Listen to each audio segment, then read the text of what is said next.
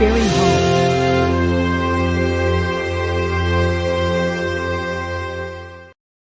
Welcome to our channel. Beauty and the Beast.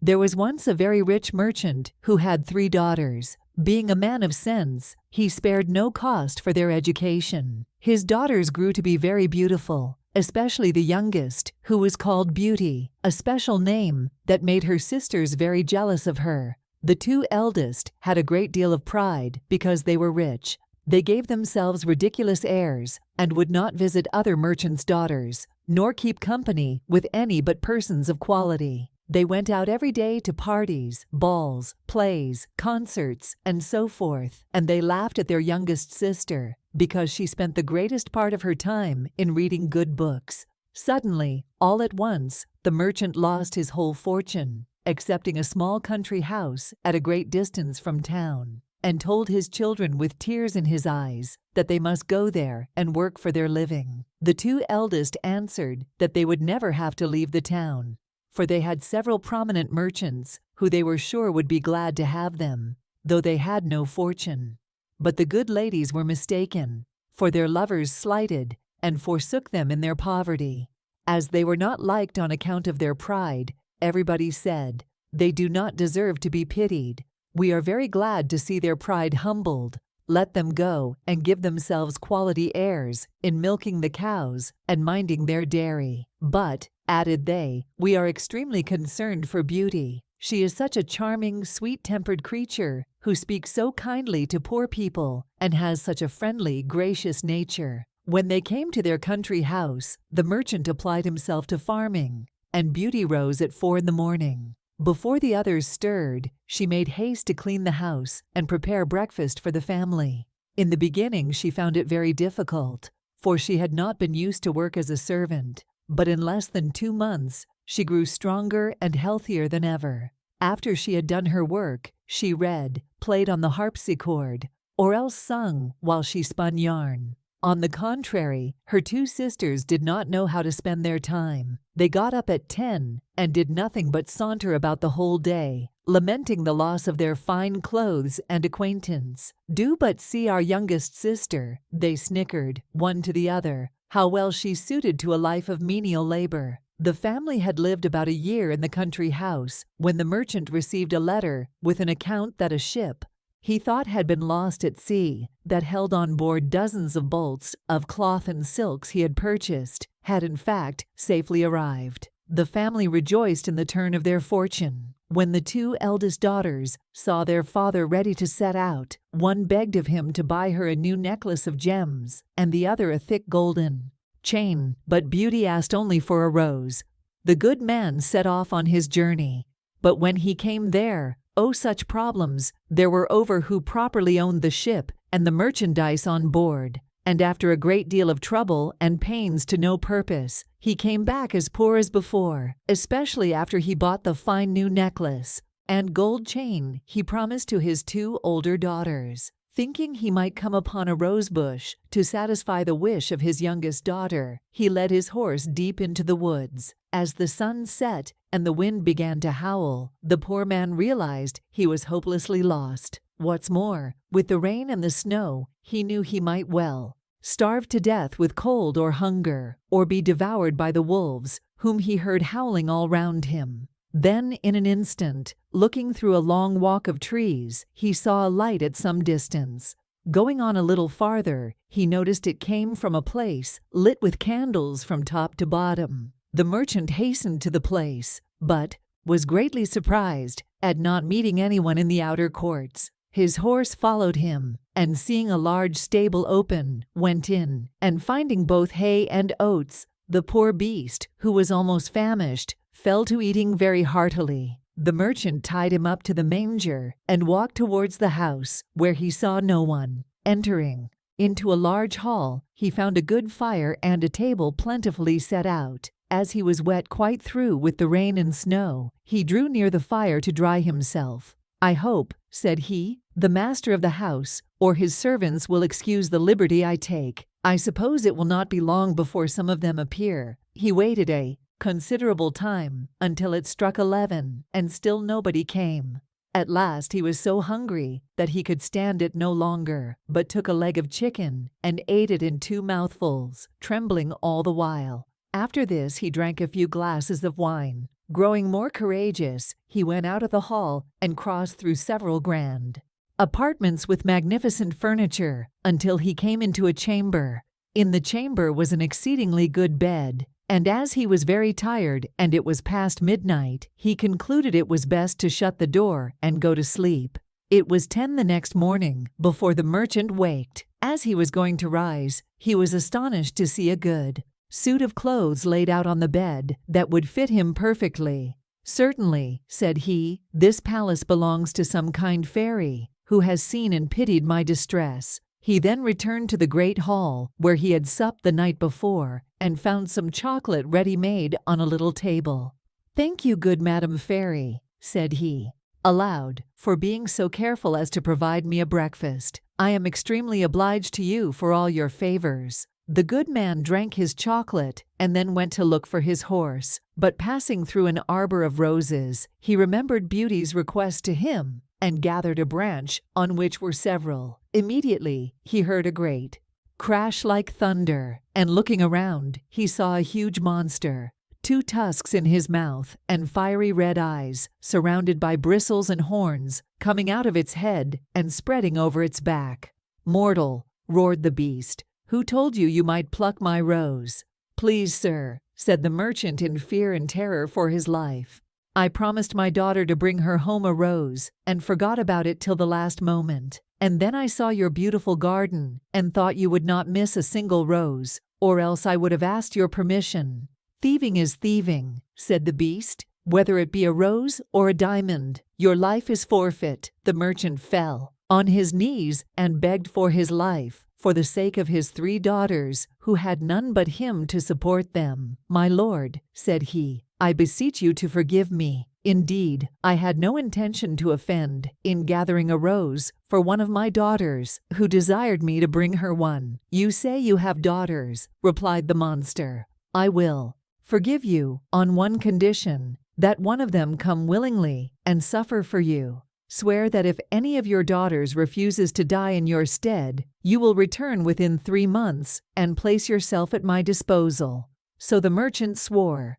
Taking his rose, he mounted his horse and rode home. As soon as he got into his house, his daughters came rushing round him, clapping their hands and showing their joy in every way. He gave the necklace to his eldest daughter, the gold chain to his second daughter, and then he gave the rose to his youngest, and as he gave it, he sighed. "Oh, thank you, father," they all cried. But the youngest said, "Why did you sigh so deeply when you gave me my rose?" "Later I will tell you," said the merchant. So for several days they lived happily together, though the merchant wandered about gloomy and sad, and nothing his daughters could do would cheer him up, till at last, pressed by his youngest daughter, he related his fatal adventure. Immediately the 2 eldest set up lamentable outcries, blaming poor Beauty, and said all manner of ill-natured things to her. Beauty spoke. "Since the monster will accept one of his daughter," said she, "I will deliver myself up to all his fury,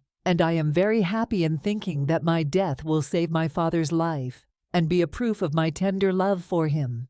"Beauty, I am charmed with your kind and generous offer," said the merchant, "but I cannot let you do it. I am old and have not long to live, so will lose only a few years, at the most." "Indeed, father," said Beauty, "you shall not go to the palace without me. You cannot stop me from following you."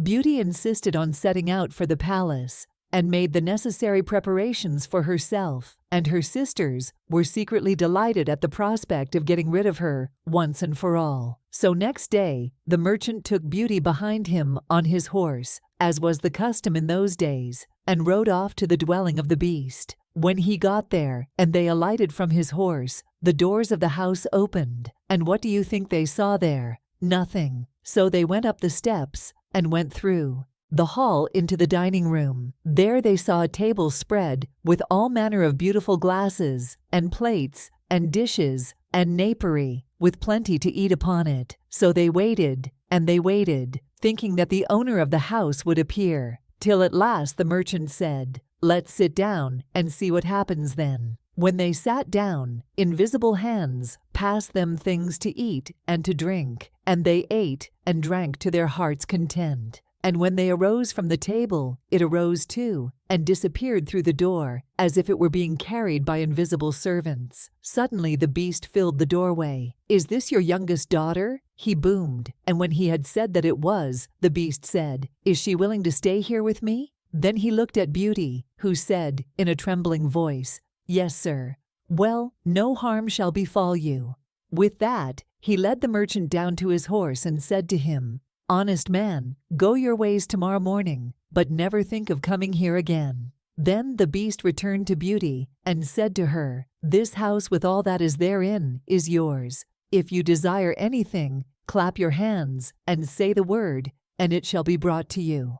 And with that, he made a sort of bow and went away. So Beauty lived on in the home of the beast, and was waited on by invisible servants, and had whatever she liked to eat and to drink. But she soon got tired of the solitude. Next day, when the beast came to her, though he looked so frightening, she had been so well treated that she had lost a great deal of her terror of him. So they spoke together about the garden, and the house, and her father's business, and all manner of things, so that Beauty lost altogether her fear of the beast. "Beauty," said the beast, "if my presence is troublesome, I will end our conversation and leave you. For tell me, do not you think me very ugly?"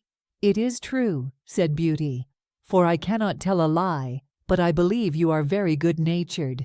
"Yes, yes," said the beast, "my heart is good, but still I am a monster."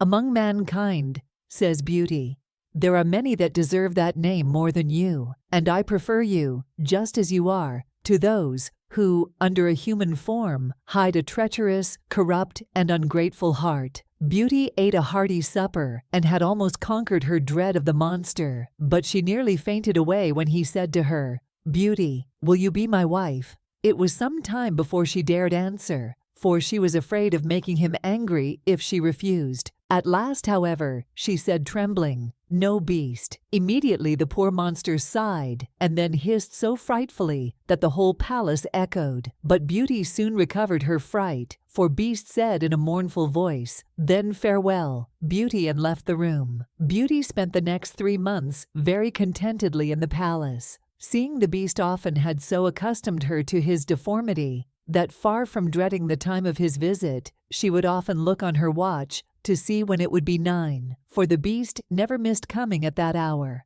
There was only one thing that gave Beauty any concern, which was that every night, before she went to bed, the monster always asked her if she would be his wife. One day she said to him, "Beast, you make me very uneasy. I wish I could consent to marry you, but I am too sincere to make you believe that will ever happen. I shall always esteem you as a friend. Please try to be satisfied with this." "I suppose I must," said the Beast, "for alas, I know too well my own misfortune, though I ought to think myself happy that you will stay here. Promise never to leave me." Beauty blushed at these words. "I could," answered she, "indeed, promise never to leave you, but I have so great a desire to see my father that I'm afraid I shall fret to death if you refuse me that satisfaction." "Perhaps this will help," said the Beast. He handed her a handled looking-glass, and in the round mirror was the image of Beauty's father, pining himself sick for the loss of her. "Oh," she cried, and all the color rushed from her face. "I would rather die myself," said the monster, "than give you the least uneasiness. I will send you to your father. You may remain with him for 1 week, but if you do not return before the end of the week, poor Beast will die with grief." "I give you my promise," said Beauty, "to return in a week." "You shall be there tomorrow morning," said the Beast. "Take this magic looking-glass with you, and this ring. You need only to lay your ring on the mirror before you go to bed, when you have a mind to come back. Farewell, Beauty." When Beauty waked the next morning, she found herself at her father's house. She quickly dressed and came to the kitchen, where her father gave a loud shriek and thought he would die with joy to see his dear daughter again. He held her fast, locked in his arms, over a quarter of an hour. As soon as the first transports were over, the father shared with Beauty the good news both her sisters were married. Beauty sent for her sisters, who hastened thither with their husbands. They were both of them very unhappy. The eldest had married a gentleman, extremely handsome indeed, but so fond of his own person that he was full of nothing but his own dear self, and neglected his wife. The second had married a man of wit, but he only made use of it to plague and torment everybody, and his wife most of all. Beauty's sisters sickened with envy when they saw her dressed like a princess and more beautiful than ever. Nor could all her obliging, affectionate behavior stifle their jealousy, which was ready to burst when she told them how happy she was. They went down into the garden to vent it in tears, and said one to the other, "In what way is this little creature better than us, that she should be so much happier?" "Sister," said the oldest, "a thought strikes my mind. She told us of the promise to stay only for 1 week. Let us try to keep her beyond the week. Perhaps the monster will be so enraged for breaking her word that he will devour her." "Right, sister," answered the other. They went back to the house and behaved so affectionately to their sister that poor Beauty wept for joy. When the week was expired, they cried and tore their hair, and seemed so sorry to part with her that she promised to stay a week longer. In the meantime, Beauty could not help feeling uneasy that she was likely causing pain for poor Beast, whom she sincerely loved and really longed to see again. The 10th night she spent at her father's, she dreamed of the Beast in the palace garden, suffering, maybe even dying, for loneliness for her. Beauty was startled from her sleep, sat up straight in bed, and burst into tears. "Am I not very wicked," said she, "to act so unkindly to Beast, who has tried so hard to please me in everything? Is it his fault if he is so ugly? He is kind and good, and that is more than enough. Why did I refuse to marry him? I would be happier with the monster than my sisters are with their husbands. It is neither wit nor a fine face in a husband that makes a woman happy, but virtue, sweetness of temper, and thoughtfulness, and Beast has all these valuable qualifications." Having said this, Beauty rose, put her ring on the mirror, and then laid down again. Scarce was she in bed before she fell asleep, and when she waked the next morning, she was overjoyed to find herself in the Beast's palace. She put on one of her richest suits, and waited for evening with the utmost impatience. At last the wished-for hour came. The clock struck 9, yet no Beast appeared. Beauty then feared she had been the cause of his death. She ran crying and wringing her hands all about the palace, like one in despair. After having sought for him everywhere, she remembered her dream and flew to the garden, where she had dreamed she saw him. There she found poor Beast stretched out, quite senseless, and as she imagined, dead. She threw herself upon him, and finding his heart beating still, she fetched some water from the canal and poured it on his head. Beast opened his eyes and said to Beauty, "You forgot your promise, and I was so afflicted for having lost you that I resolved to starve myself. But since I have the happiness of seeing you once more, I die satisfied." "No, dear Beast," said Beauty, "you must not die. Live to be my husband. From this moment I give you my hand, and swear to be none but yours. Alas, I thought I had only a friendship for you, but the grief I now feel convinces me that I cannot live without you." No sooner had she said this than the hide of the Beast split in two, and out came a most handsome young prince. The prince told her that he had been enchanted by a magician and could not recover his natural form until a maiden would, of her own free will, declare that she loved him. Thereupon the prince sent for the merchant and his daughters, and he was married to Beauty, and they all lived happily ever after. The end.